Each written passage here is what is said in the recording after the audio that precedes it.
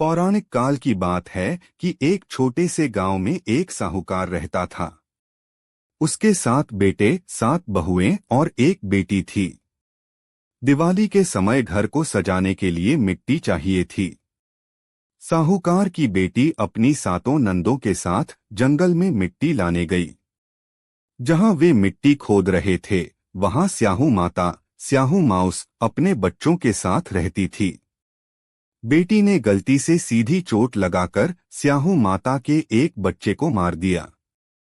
स्याहू माता बहुत क्रोधित हुई और बोली, मैं तुम्हारी कोख बांध दूंगी ताकि तुम्हारे बच्चे भी न पनप सकें। यह श्राप देते हुए उसने कहा कि उसकी कोख बांध दी गई है।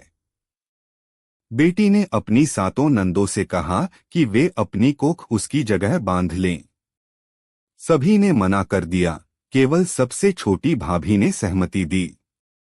इसके बाद उस छोटी भाभी के बच्चे जन्म लेकर 7 दिन के अंदर मर जाते। वह बहुत दुखी हुई और एक पंडित से सलाह ली। पंडित ने कहा कि वह स्याहू माता की भंगिमा जानी जाती पूरी श्रद्धा के साथ सुरही गाय की सेवा करे। सुरही गाय स्याहू माता की बहन है और उसकी सेवा से स्याहू माता प्रसन्न होकर उसकी कोख खोल देंगी। छोटी भाभी ने सेवा आरंभ की। सब दिन सूर्योदय से सूर्योदय तक गौ सेवा की, सफाई की और पूजा पाठ किया।